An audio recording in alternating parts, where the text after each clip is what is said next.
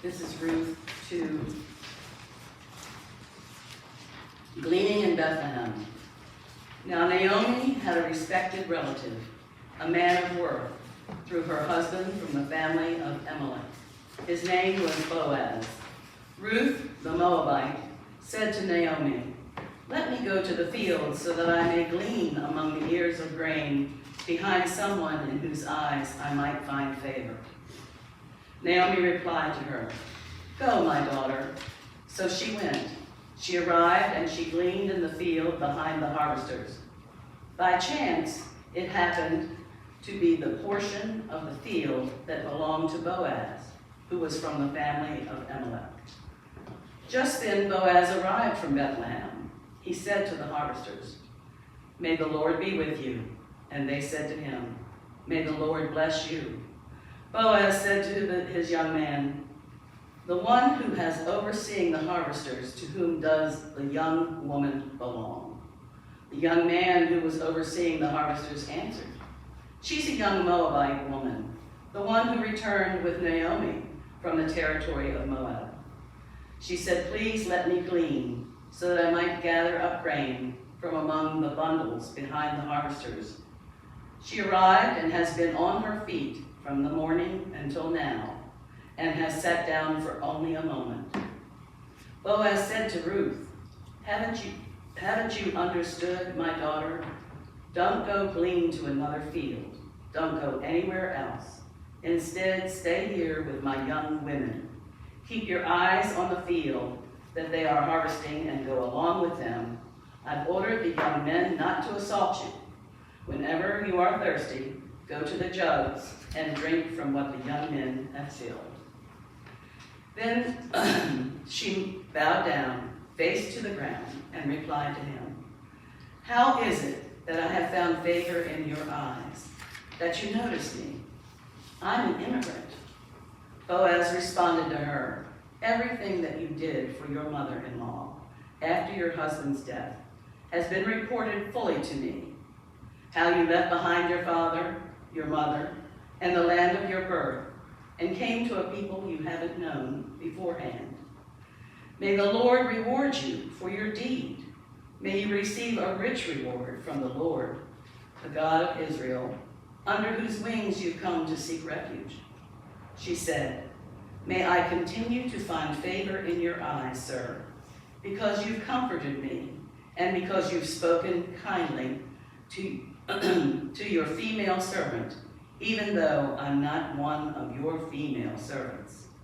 At mealtime, Boaz said to her, "Come over here, eat some of the bread, and dip your piece in the vinegar."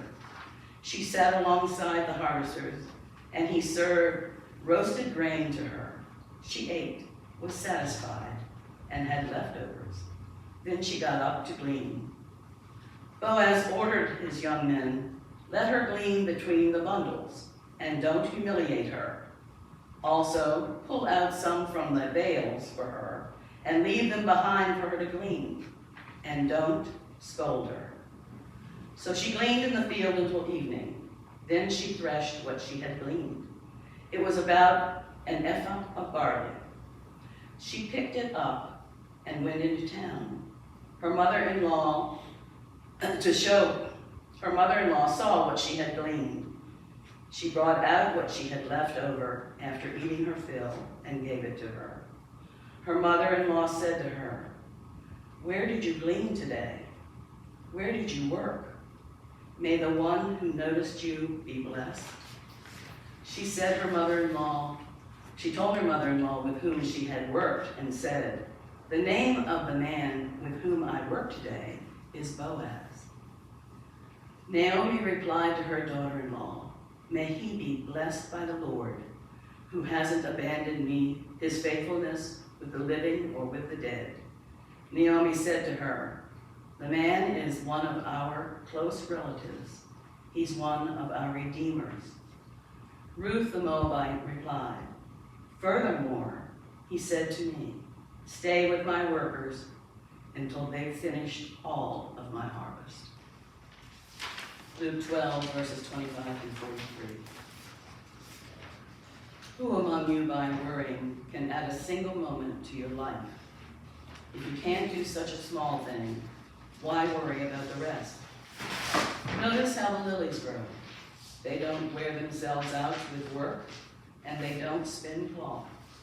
But I say to you that even Solomon, in all his splendor, wasn't dressed like one of these. If God dresses grass in the field so beautifully, even though it's alive today and tomorrow, it's thrown into the furnace, how much more will God do for you? You people of weak faith, don't chase after what you will eat and what you will drink. Stop worrying. All the nations of the world long for these things. Your Father knows that you need them. Instead, desire his kingdom, and these things will be given to you as well. Don't be afraid, little flock, because your Father delights in giving you the kingdom. Sell your possessions and give to those in need. Make for yourselves wallets that don't wear out, a treasure in heaven that never runs out. No thief comes near there, and no moth destroys.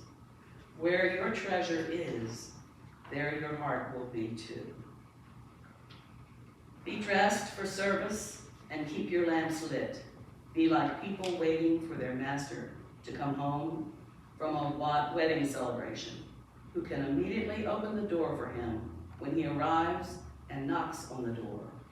Happy are those servants whom the master finds waiting up when he arrives.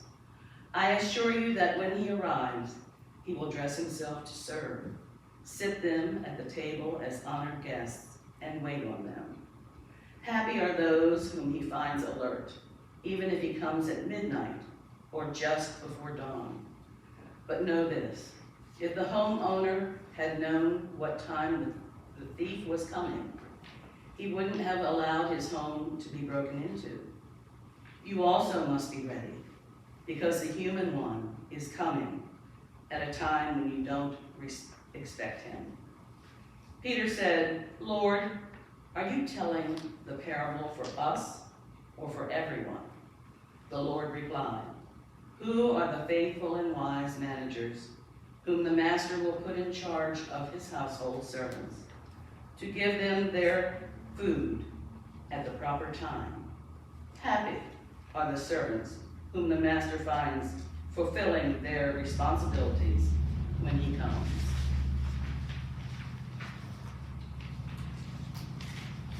Holy word, holy wisdom. Thanks be to God.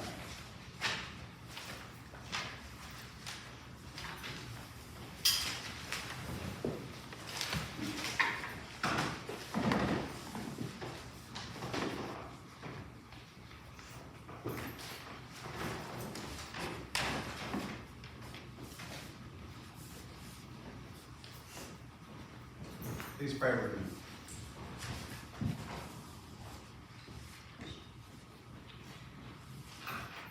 O Lord, open our lips, and our mouths shall proclaim your praise. Open our hearts to fall deeper in love with you. Open our minds that we would know you more. And open our hands to serve the world you adore.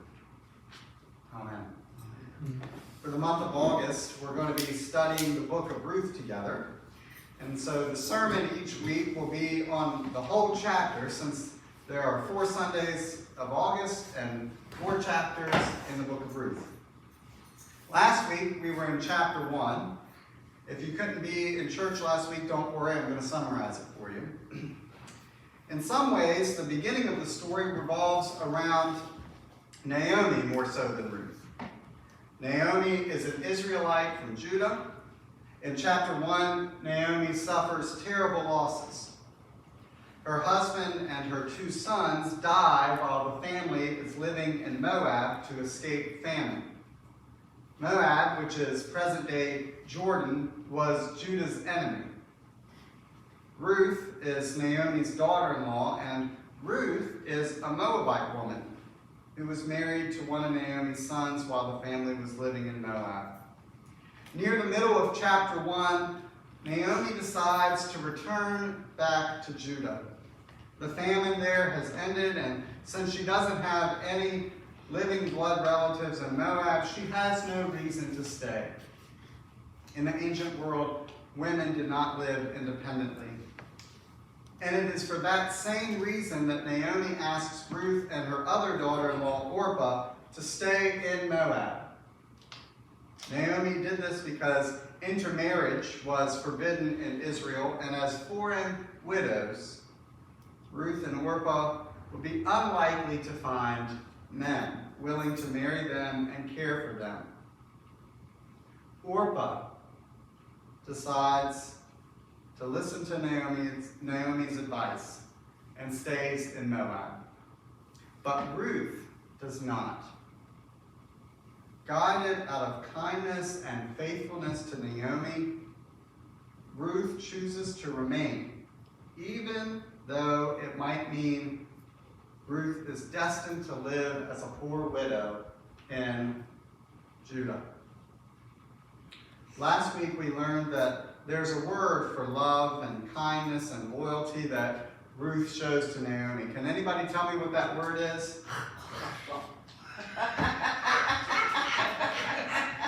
That's part of it. I remember that part. Chesed. There you go. Chesed. Everybody say it with me. Chesed. All right. I was listening. Yeah, you were. Chesed. It's a Hebrew word that doesn't have a direct translation to English, but it means loving kindness, faithfulness, loyalty, and mercy. And it describes an essential part of God's nature. Similar to the way the author of 1 John says God is love, to describe an essential part of who God is.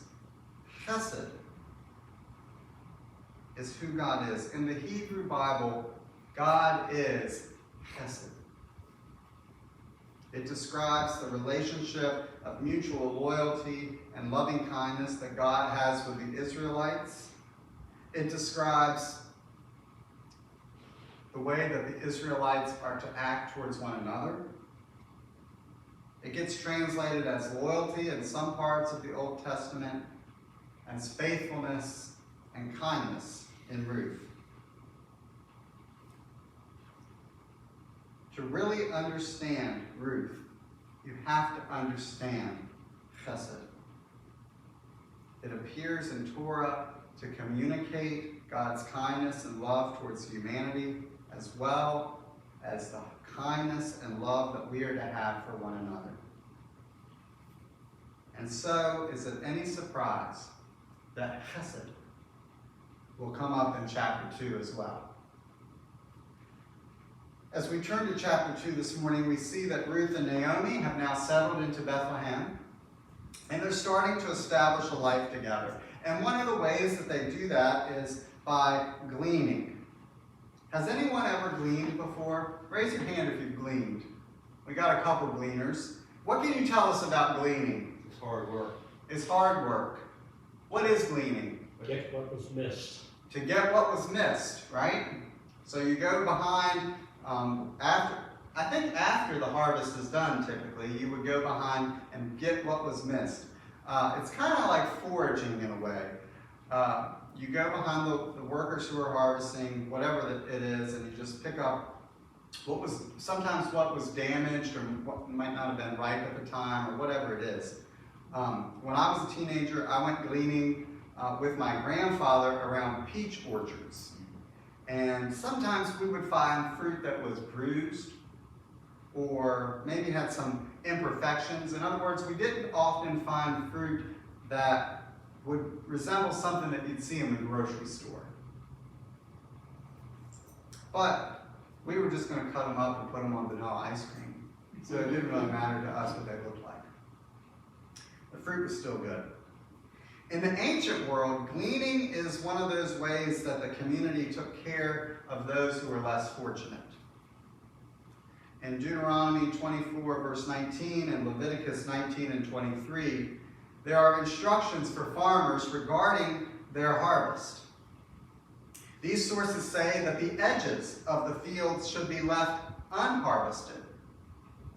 They also say that workers should not pick up anything that was dropped or any harvest that was overlooked. So you don't go back in your row and say, oh, I missed that head of grain. Oh, I missed this. Once it was overlooked, and it had to be left for those who would come by and glean afterwards. This was to ensure that the poor, the widows, orphans, and immigrants could glean enough to sustain themselves. In a way, intentionally leaving a portion of harvest to be gleaned is an ancient social welfare program. Sometimes we have this idea that because there were so many laws in ancient Israel, the Israelites, the Jews, were legalistic. Anybody ever heard that before? Yeah. But in reality, the law is intended to describe what holiness looks like in concrete circumstances. Sometimes the law may not make sense to us because we live in a different time. But at the time, there was good reason for it. The law of Israel is concerned with social justice and how to care for the vulnerable in society. The book of Ruth is a story about the law's fulfillment in ordinary ways. In the story of Ruth and Naomi, the law about just harvesting and gleaning became a saving grace. Naomi sends Ruth to glean in the fields of a relative, and while she's there, Boaz, the relative, and Ruth share an exchange. And afterwards, Boaz provides Ruth with a generous amount of grain, what Steve says is a bushel, and gives her permission to glean in his fields with the rest of his servants. In Ruth 2:20, after hearing about all that had taken place that day, Naomi says that God has not stopped showing his kindness or his faithfulness to the living and the dead. There's that word again. Faithful kindness. Chesed. Faithful kindness in verse 20 is chesed. Naomi sees Boaz as an instrument of God. In other words, Naomi believes God is caring for Ruth and Naomi through the goodness of Boaz and his generosity. And that's interesting. This verse reveals something important to the book of Ruth. Along with Song of Songs and Esther, Ruth is one of the only books in the Bible where God's presence is not explicitly described. In other words, most of the books of the Bible will describe God's actions in some detail. God said this. God made the Israelites do that. God sent an angel here and there. But how does God work in the book of Ruth? You won't find those words. God works through ordinary people. When Naomi praises God in verse 20, it's because she recognizes God is working in and through the context of these relationships. Naomi and her offer of praise is surprising because at the end of chapter 1, as Ruth and Naomi approach Bethlehem, Naomi tells everyone not to call her Naomi, but to call her Mara. If you were there last week, do you remember that? Call me Mara, which means bitter in Hebrew, because the Almighty has made my life bitter. Don't call me Naomi, which means pleasant. Last week I said that redemption is mentioned 23 times in the book of Ruth, which is only 85 verses long. chapter 2 signals a shift in Naomi's outlook on her life circumstances. She starts to be a little bit more hopeful about her own possibility of redemption. Where do we look for redemption? I have a friend who says that we can become obsessed with elegant solutions. I think he means that sometimes we look for easy or, silver bullet solutions to problems, either personal or communal. An example of this tendency can be found in a movie that didn't quite make the cut for our movie sermon series, The Sister Act. What happens in the Sister Act? Where's the elegant solution there? Well, in the original Sister Act number 1, the church providing shelter to Whoopi Goldberg's character is failing. The pews are empty. The choir is terrible. Who would have thought there were nuns that couldn't sing? The pastor is uninspiring. And the audience, as we watch, gets the feeling that this has been the case for years. But Whoopi Goldberg's character steps in and she takes over the choir. And people magically, almost, start to come back to the church. And in a matter of weeks, she was able to reverse the church's decline, and they now need to set up chairs on Sunday morning. That's an elegant solution. But the thing is, rarely in life do things work out that way. In Ruth, the solution to Naomi and Ruth's problem isn't grand and over the top. There's no silver bullet. The solution is chesed. Loving kindness, faithfulness, loyalty, and mercy. Boaz changes their lives for the better by looking out for them, by looking out for his neighbors. God uses Boaz to help Ruth and Naomi, but their circumstances are not completely altered. They're still living in poverty, and when that bushel of grain runs out, they might still go hungry.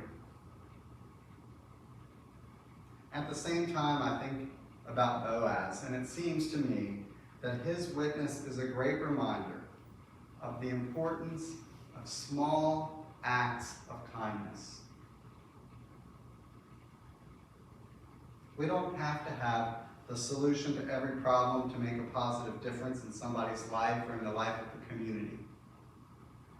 We just have to trust that God can use our little acts of kindness and mercy for God's purposes. All Boaz did was let Ruth glean from his field and show her some generosity, and God used that. How might God use us? How might God use us? Or, put the shoe on the other foot, how might we look at the actions of others and see that as God's hand in our own lives? As I close this sermon, I would like to do so by praying a prayer written by a bishop, and it's often called the Oscar Romero prayer. It was prayed at his funeral mass. And I think it captures so beautifully what we're talking about in Ruth chapter 2. Please pray with me. Holy God, it helps now and then to step back and take the long view. The kingdom of God is not only beyond our efforts, it's even beyond our vision. We accomplish in our lifetime only a fraction of the magnificent enterprise that is God's work. Nothing we do is complete, which is another way of saying that the kingdom always lies beyond us. No statement says all that could be said. No prayer fully expresses our faith. No confession brings perfection. No pastoral visit brings wholeness. No program accomplishes the church mission. No set of goals and objectives includes everything. This is what we are about. We plant the seeds that will one day grow. We water the seeds already planted, knowing that they hold future promise. We lay foundations that will need further development. We provide yeast that produces effects far beyond our capabilities. We cannot do everything, and there is a sense of liberation in realizing that. This enables us to do something and to do it well. It may be incomplete, but it's a beginning, a step along the way, an opportunity for the Lord's grace to enter and do the rest. We may never see the end results, but that's the difference between the master builder and the worker. We are workers, not master builders, ministers, not messiahs. We are prophets of a future, not our own. May we use each day and each moment for the sake of God's kingdom. Amen. Amen.